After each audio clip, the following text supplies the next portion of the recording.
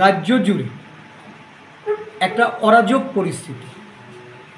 একদিক থেকে চলছে আইন শৃঙ্খলার চূড়ান্ত অবনতি। আপনারা জানেন, শহর আগরতলার বুকে আগ্নেয়াস্ত্রের আস্ফালন চলছে, গুলিতে নিহত হচ্ছে, আগ্নেয়াস্ত্র ব্যবহার হচ্ছে, আরক্ষা প্রশাসনের কোনো হেলদোল নেই। আগ্নেয়াস্ত্রগুলি এগুলি বাজেয়াপ্ত করা, এর আগেও অনেক ঘটনা ঘটেছে। এগুলি আমরা আরক্ষা প্রশাসনের তরফ থেকে কোনো পদক্ষেপ নিতে আমরা দেখি। একটা ঘটনার পরিপ্রেক্ষিতে কয়েকজন লোককে গ্রেপ্তার করে নিয়ে আসা, পরবর্তী সময়ে এই মামলার কি হলো এটা রাজ্যবাসী জানে না।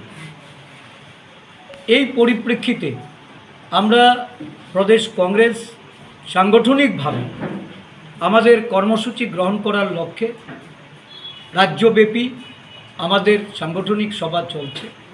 এই রাজ্যে মহিলারা নির্যাতিত, কিডন্যাপিং, ধর্ষণ, ধর্ষণের পর খুন, নাবালিকা শ্লীলতাহানি, বিভিন্ন সরকারি প্রশাসনিক জায়গা থেকে শুরু করে সর্বত্র একই চিত্র।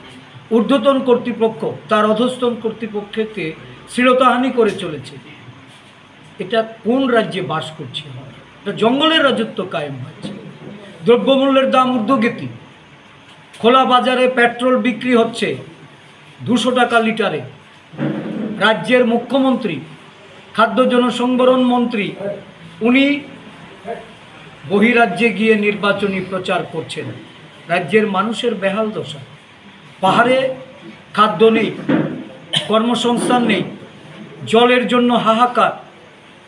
বিভিন্ন জলগঠিত রোগে আক্রান্ত হয়ে স্বাস্থ্য পরিষেবা আজকে শূন্যের কোঠায় গিয়ে পৌঁছেছে। রক্ত শূন্যতা ব্লাড ব্যাঙ্কগুলিতে।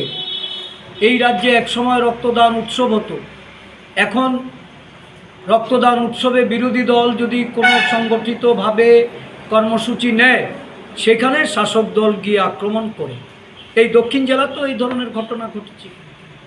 আগামী 21শে মে আমাদের প্রয়াত নেতা, ভারতরত্ন প্রাক্তন প্রধানমন্ত্রী রাজীব গান্ধীর মৃত্যু দিবস।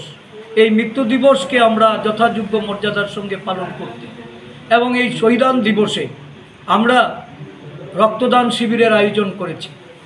নানা কর্মসূচির মাধ্যমে রাজীব গান্ধীর প্রতি শ্রদ্ধা নিবেদন করা।